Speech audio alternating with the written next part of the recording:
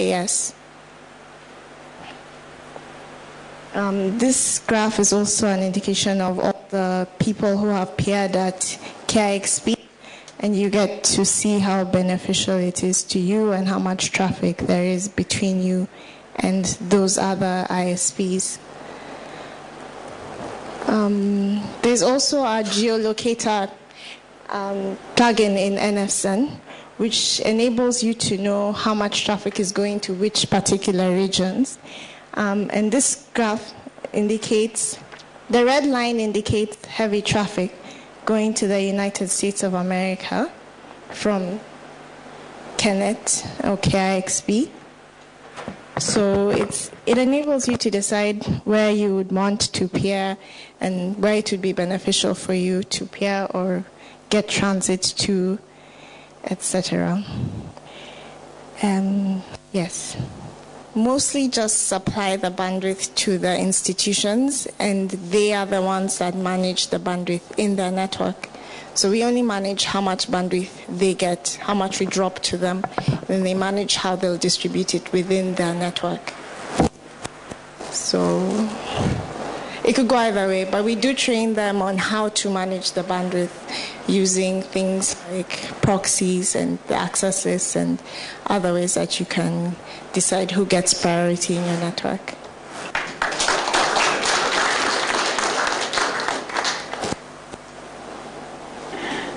Okay, so next I'm going to invite Andrew Alstom to talk about leveraging your network.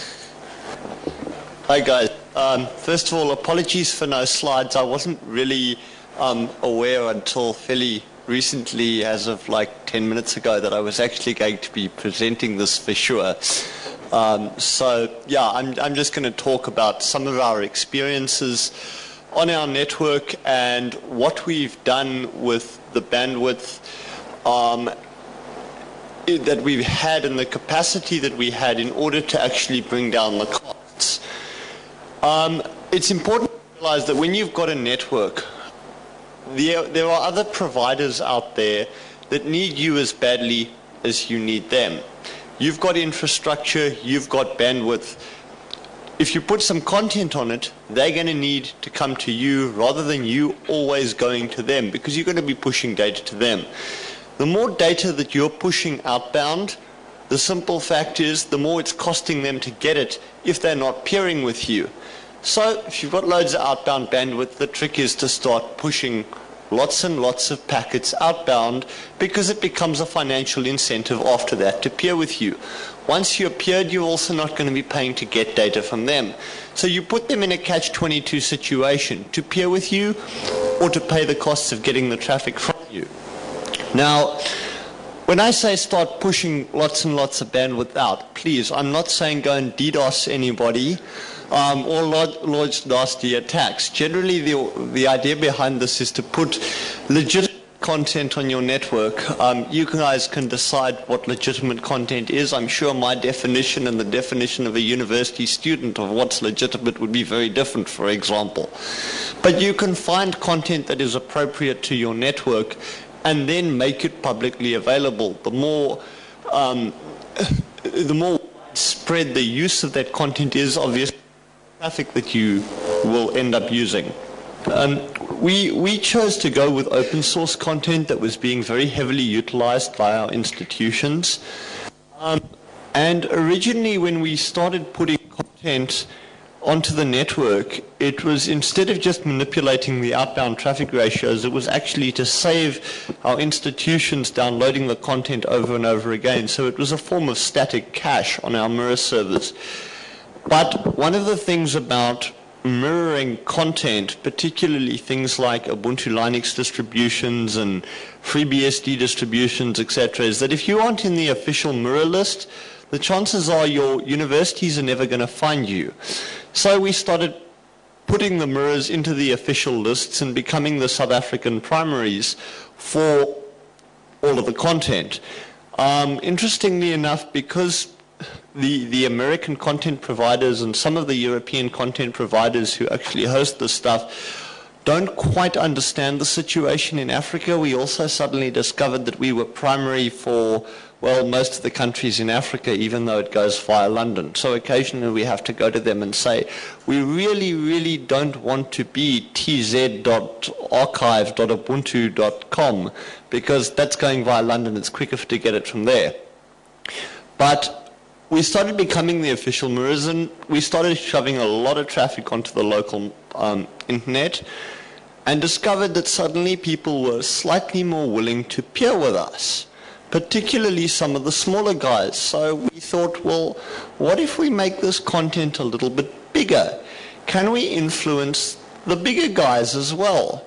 So the next step was to mirror a copy of Firefox, the Mozilla distribution. And we went to Mozilla and said that we need to... Okay, the mic is now really... we decided we would mirror Firefox, and we went to Mozilla and said, right, we want to be an official Firefox mirror. And they said, how much traffic would you like to send out? And originally back then, we didn't have too much capacity, so we said, we'll make it 100 meg. About 4 minutes later, we were shoving 100 meg of Mozilla capacity. Then we ended up with a nice 10 gig pipe to London, so we went back to Mozilla and said, how much traffic can you send our way? And they said, well, you can have as much as you want. I said, okay, well, let me send 3 or 4 gig. And they said, okay, and within 48 hours of us doing that, I had another 94 links peers. So the manipulation of traffic there was rather effective, because the more traffic that you're shoving out, the more people are going to peer with you. But the result of the massive links peering was also that our inbound traffic that was coming over our transits, which we've got to pay NTT for, has dropped significantly. Currently we're doing about 1.8 gig through links. We're doing about 600 or 700 meg on transit. So there is this really, really nice traffic ratio at the moment. I have to say thank you to Freddie here, who's been feeding us rather a lot of routes over our peer at links, which is saving us a lot of money. So thank you very much, Freddie.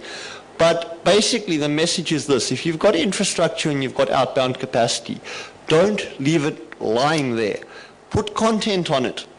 It has the effect of getting you peered, it has the effect of lowering your costs, and it has one other real big benefit. It locks the other providers in the country to you. At the moment, you've got to buy services from them. You're kind of locked to them because without them, you can't run a business. However, if you're feeding them lots and lots of content, losing you will not only cost them your business, it'll cost them, at the end of the day, even more money, because they've got to go and get the content internationally or go and get it anywhere else. So basically you start playing a game of leverage. Who's got the most leverage? The guy with the content has got the most leverage, always, because the guy who's pushing the traffic is the one who's going to be saving them the money. So the more content, the more leverage you've got. And you can get quite nasty with your traffic levels like that, because once you're saving another company a couple of 100,000 a month, you can ask them for some rather nice discounts when it comes to actually buying services from them. And say to them, like, I need this service, I'm saving you 700,000 a month or whatever it is, because you're getting all this content from me. How about a bit of a discount on this other circuit that I'm buying? Generally, you'll find that they're rather receptive. It's quite surprising. And this applies to people that I really honestly never thought I would get any movement on, particularly the telcos and the cell providers. Mobile providers are notoriously difficult to deal with normally, particularly the big incumbent ones. And we've started feeding them lots of content, and suddenly they've been very, very willing to work with us. And the other thing is, it makes you look like the good guy. Whether or not you are the good guy or you're doing it for your own reasons is immaterial. When they suddenly see that you're saving them lots and lots of money, in their eyes, you're the good guy. So you can enhance your reputation and save yourself a ton of money by actually pushing more bandwidth. So, yeah, that's a little bit about leveraging your network. And as I say, it's been a very effective strategy from us, for us. And I would suggest that anybody out there who can follow a similar path, go ahead and do so. It also brings more content into Africa. And if anyone wants to talk to me about setting up mirrors and content and the rest of it, let me know, and I'm quite prepared to share my experiences. And if anybody does want to access SourceForge or anything else, Mirror ACZA, if you guys do have decent connectivity in South Africa, feel free to feed mirrors off there. The server's got 10 gig of bandwidth available to it, and there's 102 terabytes of content on there, so feel free to grab whatever you want. And yeah, thanks. Originally were fairly expensive when we put down the original mirror server. Now, however, look, we're running a huge system because of the numbers of hits. But the server itself cost probably in the region of $12,000 or $13,000. And then we're paying about $8,000 per every 24 terabytes of redundant disk space. And that's in RAID 6 configuration to give us redundancy. So it's not ridiculous, particularly when you look at the money that we are saving. If I balance the peering savings versus the cost of the hardware, it's got an ROI of days, literally days. So, yeah. I do think we should definitely have a bit of a discussion about this on the panel, because I'm interested to hear that perspective, because we've definitely been singing the content is king song in South Africa, particularly lately, because we've definitely found the benefits that it had, and I'd like to hear what happens and how it happens that it swings the other way, because that's not something that we've seen in any of the markets that I've actually worked in on the continent.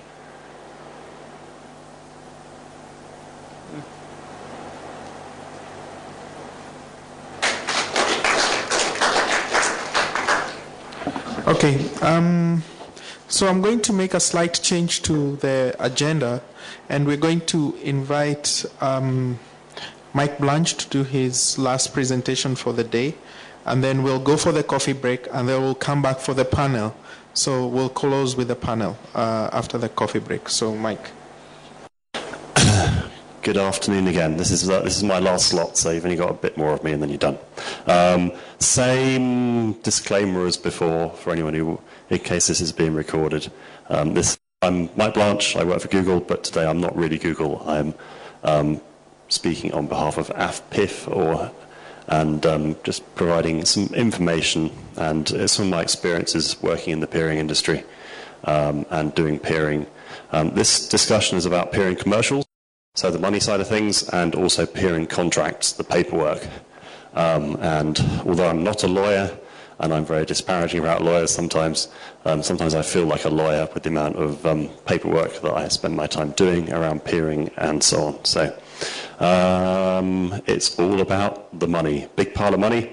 There's generally not that much money directly involved with peering, but there are certainly costs involved and there's benefits involved as well. So although it's very rare that there's any exchange of funds between parties when they peer, you certainly have to understand the money side of things to be able to make a case for peering to other people in your organisation, and to decide whether it's actually worthwhile for something that you want to do. So we'll look at the commercials, the business case, cost-benefit analysis, who to peer with, where and how, and then we'll look at peering contracts and legal paperwork and so on. So the business case, and how do you convince your CFO or financial director and so on the case for peering? Well, the way not to do it is to talk to him about routers and BGP sessions and latency and root servers, because his eyes will glaze over and he'll start thinking about lunch. And that's not the way to do it. The way to talk to him about it is a language that the financial director understands, which is money. Do the guy a cost-benefit analysis of peering against just buying transit. So in terms of the monetary aspects of peering versus transit, here are the different costs on each side. We're assuming for transit that you're just buying on a 95th percentile basis. Some people buy kind of a fixed pipe and as much traffic as you can send over that pipe, in which case the calculation is slightly different. But in general, if you're just buying transit, there's